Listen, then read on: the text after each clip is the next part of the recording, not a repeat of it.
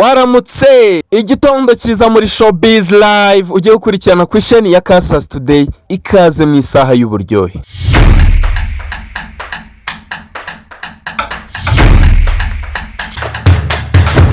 Ikaze muri SHOWBIZ live wowe KUWA today yateguriye amakuru y'imyidagaduro ugiye kugezwaho nanjye nore mu mfura Silent Fire atiyomaye na Billion African Black Dreamer Boy Yambii Joy Speaker Boy alone to make a road up to Carlos Jimos Pamafita antagonist. Don't sleep when you gala him.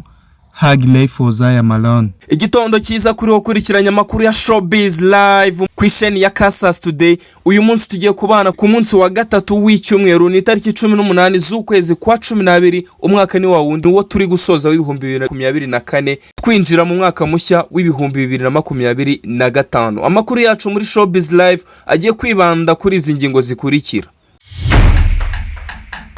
Umuhanzikazi wamenyekanye nka Bwiza mu gihugu cy'u Rwanda iwacu yerekeje i Burayi mu biruhuko, naho nana wamamaye muri filime nyarwanda y'uruhererekane ya City Made yasezeranye imbere y'amategeko. Naho nituze kwibagirwa ko Rugana Victor bagiye gutaramira i Kigali mu gitaramo Revive Up Experience kigiye kuba ku itariki 28 z'ukwezi kwa 12 muri uyu mwaka w'2024. Turaza kumva inkuru ku buryo burambuye aho turi buze gusanga hari n'icyo tugomba kuba twamenya ku gitaramo cy'icyamamare gikomeye Leta Zunze Ubumwe za Amerika agiye kuza mu gitaramo kigiye kubera mu Rwanda cyiswe Move Africa. Turaza kumva inkuru ye ku buryo burambuye aho turi buze kureba n'ibitazibagirana mu bitaramo bibiri Chris Brown aherutse gukora muri South Africa, ndetse kandi hanze gatoya y'igihugu cy'u Rwanda hirya gato y'imbibi z'u Rwagasabo biravugwa ko Jay-Z yihakanye ubucuti bwe na Sean Combs, umuraperi usanzwe uzwi nka PDD, ndetse kandi umunyamideli Kim Kardashian agiye gufunguza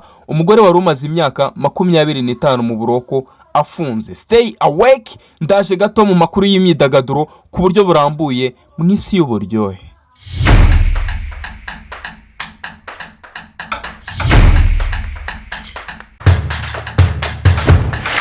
Ku muhanzikazi nyarwanda ni nyuma yo kuva mu biruhuko mu bihugu bigiye bitandukanye harimo nka Mozambique na Lesotho n'ibindi bihugu bigiye bitandukanye yari yaragiyemo, ni Bwiza yakomereje ku mugabane w'u Burayi aho yagiye gusura inshuti n'abavandimwe mbere yuko ataha i Kigali gusoza imirimo ya nyuma ya album ye ya kabiri ateganya gusohora akayihereza abanyarwanda n'abakunzi be ndetse n'abafana be muri rusange. Naho Uwamwezi na Deje wamenyekanye nka Nana muri filime y'uruhererekane ya City Made yasezeranye imbere y'amategeko n'umugabo we Nsanzimana Patrick bamaze igihe babana. Nana na Patrick basezeraniye muri komine ya Kalileroy aho banamaze igihe batuye. Umuhango wabaye ku itariki 14 z'ukwezi kwa 12 uyu mwaka. Amakuru dukesha igihe.com nuko nyuma yo gusezerana imbere y'amategeko bakomeje imyiteguro y'ubukwe bwabo buzabera muri Afrika mu minsi iri imbere, nubwo nta makuru menshi barabutangazaho.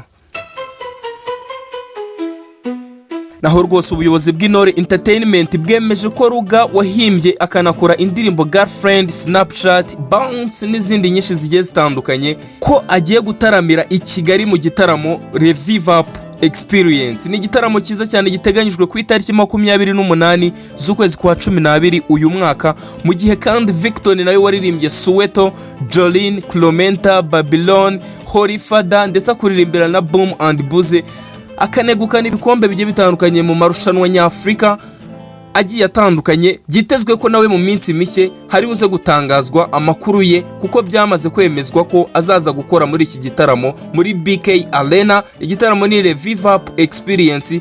Victor nawe ategerejwe kuzazamo, igisigaye no gutangaza igihe n'amatariki azaziraho. Naho kandi rwose ni nyuma y'amasaha make inkuru ibaye kimomo ko ikirangirire mu muziki ku isi yose John Legend agiye gutaramira i Kigali mu bitaramo bya Move Africa a Global Citizen Experience. Ni bitaramo bidasanzwe kuri ubu. Ibyiciro byo kwinjira muri icyo gitaramo cy'amateka byamenyekanye byagiye hanze. Ni igitaramo kizaba ku itariki 21 Gashyantare mu mwaka w'2025, bizaba ari mu kwezi kwa kabiri. Kizakurikirwa kandi n'ikindi uyu muhanzi azakorera muri Nigeria ku itariki 25 z'ukwezi kwa kabiri mu mwaka w'2025. Kugeza ubu BK Arena izaberamo iki gitaramo yamaze gushyira hanze ibiciro by'amatike y'igitaramo cy'uyu munyabigwi mu muziki. no kuvuga ngo abanyarwanda bose n'abandi muri rusange bari kugura amatike baciye ku rubuga rwa ticket.rwa ni urubuga abanyarwanda basanzwe baguriraho amatike n'abandi benshi bagiye batandukanye. Niyo gahunda twigire mu bitaramo dusoza umwaka wacu twishimye, twataramiwe n'abacu dukunda Rugana Victory n'abandi benshi bazaba bahabaye. Naho rwose ababishoboye mu mpande zitandukanye zo ku mugabane wa Afrika yose mu mpera z'icyumweru gishize bari bakuraniye muri Afrika y'Epfo, aho bari bagiye kwihera ijisho igitaramo cy'umuhanzi w'umunyamerika Christopher Maurice Brown wamamaye nka Chris Brown, uri mu bakomeye mu muziki ku isi yose.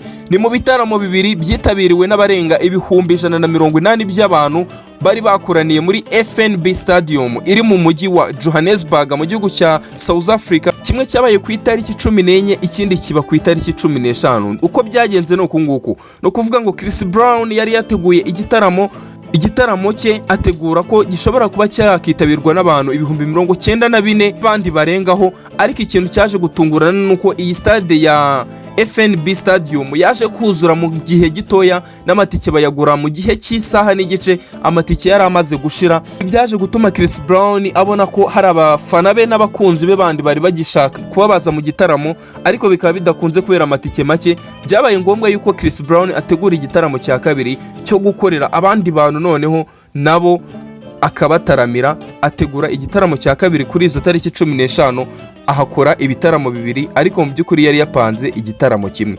Ngayo nguko ibi bitaramo kuva byatangira guteguzwa, abantu batangiye kugura amatike nk'abagura amasuka, ku buryo igitaramo cyagiye kuba benshi bamaze amezi barateguye imyambaro yo gucinyana kadiho n'uyu muhanzi Chris Brown. Ibihangano bye birimo ibya kera n'ibyo yakoze vuba aha nka Angel Numbers, With You, No Air, Sensational, yanaririmbanye na Davido, bayihuriyemo n'izindi ndirimbo zigiye zitandukanye yagiye anakora mu bitaramo bigiye bitandukanye. Naho ibyamamare muri Afrika y'Epfo byakuye ingofero, abantu batandukanye bazwi mu myidagaduro muri Afrika y'Epfo basigaye bavuga imyato Chris Brown, bagaragaje ko ari umwe mu bahanzi bongeye gukora igitaramo cy'amateka muri iki gihugu. Nk'umuraperi Craspanyo Vest yanditse ku mbuga nkoranyambaga ati, ntabwo nibuka igihe duheruka kugira igitaramo nk'iki cyangwa umuhanzi ukora nk'ibi. Ni bidasanzwe kuko Somizi Mohlango wamamaye mu biganiro kuri televiziyo muri Afrika y'Epfo we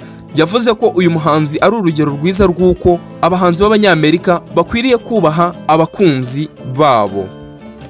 Ngayo nguko yari bidasanzwe byabaye mu gitaramo cya Chris Brown, uburyo itike yari ihagaze, uburyo igitaramo cye yagipanze mu munsi umwe, ariko nyuma akaza gukora ikindi. Byari bidasanzwe, ndetse n'uburyo yakozemo kuri stage bwari uburyo bwiza cyane, kuko stade ya FNB Stadium ni stade itagipfa kuzura, ariko kuri uyu munsi yari yuzuye ipakiye, abantu babuze aho bajya, abandi buriye n'amabati, reka sinakubwira babuze aho bicara. Urumva yuko umwanya wari wabuze, biba ngombwa ko haza gukorwa n'ikindi gitaramo cya kabiri. Ngayo nguko yari bidasanzwe byabaye mu gitaramo cya Chris Brown.